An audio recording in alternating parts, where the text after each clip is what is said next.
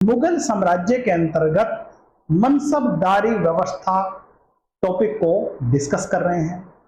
देखिए, मनसब का क्या अर्थ है, क्या विशेषताएं हैं, क्या लाभ है, क्या हानि है, ये सारा का सारा हम इसमें डिस्कस करेंगे। देखिए, मनसब शब्द जिसकी उत्पत्ति मनसिब एक अरबी शब्द से हुई है, यानी कि मनसिब एक अरबी शब्द से हुई है, जिसका जो अर्थ होता है, मनसब का जो अर्थ होता है पद, प्रतिष्ठा या हैसियत। मतलब यानी कहने का मतलब समझिए, मनसब का अर्थ होता है किस पद पर है, क्या डेजिग्नेशन है, इसको संबोधित करता है। वहीं पर देखिए, भारत में मुगल प्रशासन की जो विशेषताओं के अंतर्गत अगर हम देखते हैं, मनसब को अकबर द्वारा शुरू किया गया था। वहीं पर देखिए, वैसे ही इस व्यवस्था का उद्भव मध्य एशिया को माना जाता है। यानी मनसबदारी व्यवस्था का जो है मतलब उद्भव मध्य एशिया था, जो बाबर, हुमायूं या इसके टाइम अकबर के समय में इसको लाया गया था। यानी बाबर द्वारा लाया गया था। जो इंप्लीमेंट जो शुरू करते हैं वो हमारे अकबर जी करते हैं।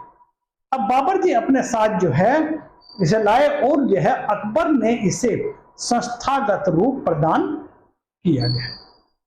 अब अकबर ने अपने शासनकाल के 11वें वर्ष से लेके 15वें वर्ष के बीच, यानी 11 वर्ष से लेके 15 वर्ष अपने शासनकाल के अकबर ने इस व्यवस्था यानी कि मनसबदारी व्यवस्था की शुरुआत की थी। यानी कब की देखिएगा, अब जो है 11वीं से लेके 15वीं शासन के बीच शुरू की थी।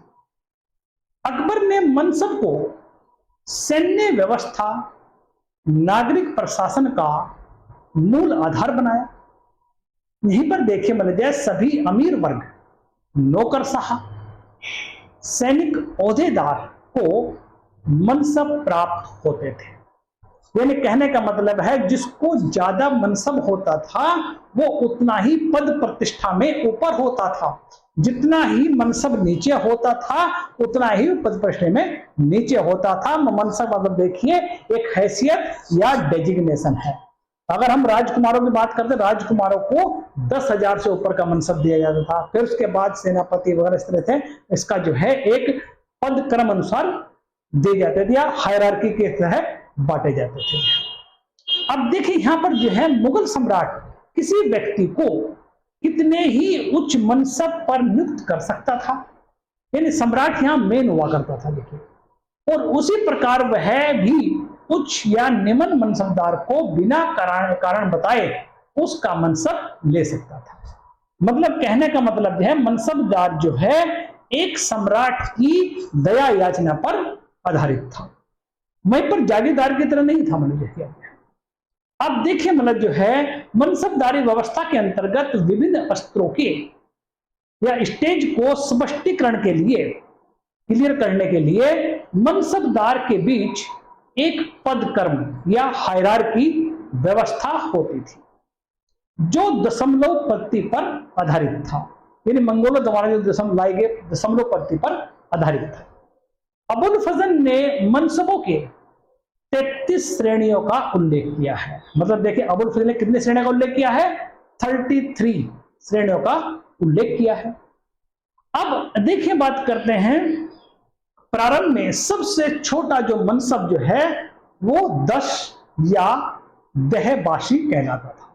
यानी सबसे छोटा जो मनसब 10 होता था और तथा 10, और वहीं पर जो है सबसे बड़ा मनसब जो है वो 10,000 का होता था।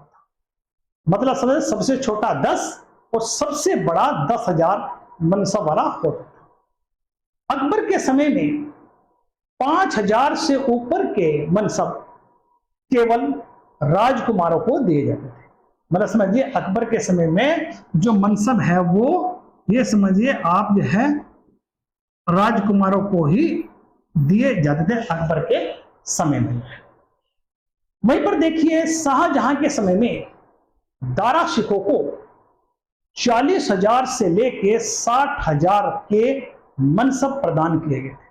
देखिए ध्यान दीजिए, देखिए अकबर के समय में राजकुमारों को केवल 5,000 के ऊपर के मनसब दिए जाते थे, परंतु दारा सिखों के टाइम में, सॉरी शाहजहां के समय में दारा सिखों को 40,000 से 60,000 तक का मनसब प्रदान किया गया था। अब देखिए, मनसबदारों को प्रशासनिक व सैनिक दोनों तरह के दायित्वों का निर्वहन करना पड़ता था या पालन करना होता था, जिसके लिए उसे एक सेना रखनी होती थी। न्यायिक कार्यों से जुड़े मनसबदार, ब्रैकेट मैंने कहते हैं मतलब काजी की बात करते हैं, जो सेना नहीं रखनी होती थी, यानी जो न्यायिक कार्य से जुड़े मनसब थे, जो काजी का काम करते थे, उनको सेना रखने की जरूरत नहीं होती थी, वो सिर्फ न्याय कार्य में लिप्त होते थे। अब देखिए 1595 में, देखिए 1595 में अकबर ने मनसब की 3 श्रेणियां निर्धारित की।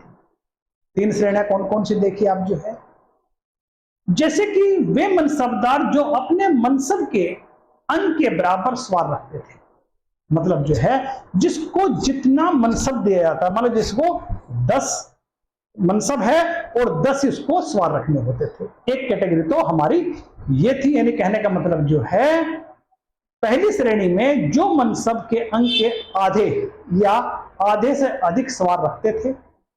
दूसरी श्रेणी क्या है में जो है जो अपने मनसब के आधे से, यानी अंग के आधे से कुछ कम सवार रखते थे। तीसरी श्रेणी क्या है हमारी, देखिए मतलब जो है, अब कहने का मतलब देखिए थोड़ा सा क्लियर कर देता हूं मैं आपको। देखिए अगर हम जैसे मान लीजिए कोई मनसबदार है, एक मनसबदार श्रेणी प्रथम क्या रखी गई है, जितने मनसब दिया गया है उसके बराबर ही मतलब जो सवार रखने होते थे, प्रथम श्रेणी। दूसरी श्रेणी क्या थी, मतलब जो है देखिए आप जो है जिसको जितना मनसब दिया उसके अंक के आधे या आधे से अधिक सवार रखने होते थे। मान लीजिए किसी का मनसब 10 है, उस आधे का मतलब 5 या 6 सवार रखने होते थे।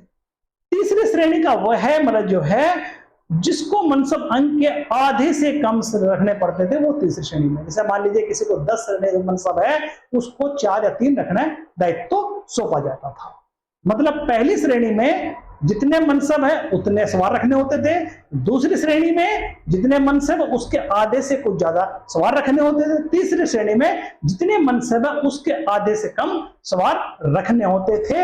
ये 3 तरह की श्रेणियां अकबर के समय में लागू थी। वहीं पर देखिए 1597 ईस्वी में अकबर ने सवारों के साथ जात भी जोड़कर मनसब व्यवस्था को द्विधारी बना दिया। देखिए मतलब जो है, अब पहले तो सिर्फ जो है मनसब ही था, अब यहां पर देखिए जो है अब 1517 अकबर ने सवार के साथ जात को भी जोड़कर मनसब व्यवस्था को द्विधारी बना दिया।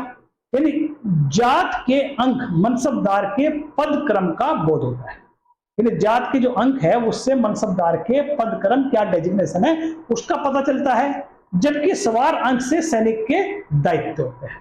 मतलब जात तो हो गया डेजिग्नेशन और सवार हो गया उसका दायित्व। मतलब जो है जात और सवार जो है 1997 जोड़ दिए गए थे।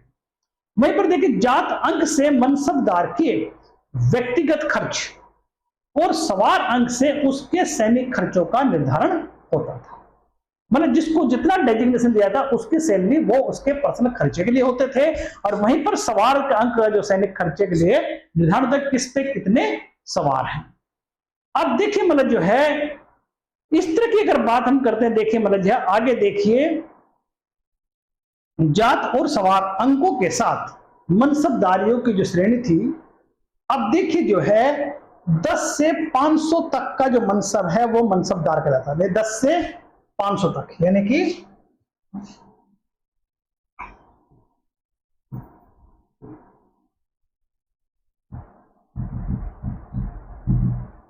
यानी कि 10 से जो है मतलब जो है 500 तक का मनसब मनसबदार कहलाता था।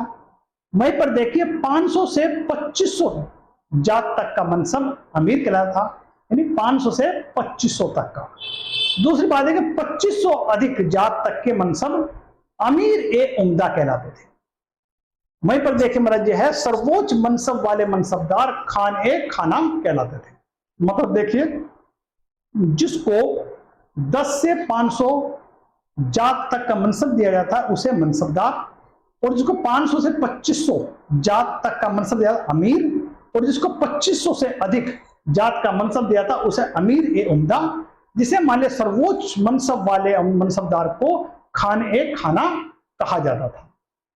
अब देखिए, मनसबदार व्यवस्था के अंतर्गत समय समय पर सवारों और घोड़ों का परीक्षण या निरीक्षण या तस्हीद किया जाता था।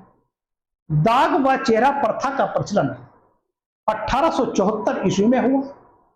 इसके लिए अकबर ने दाग ए मोहाली यानी दाग ए मुहाली नामक पृथक विभाग की स्थापना की। कौन से विभाग की स्थापना की? दाग ए मुहाली। और मनसबदारों को वेतन नगद और जागीर के रूप में मिलता था। यानी मनसब वेतन कौन सा? जागीर या नगद मिलता था।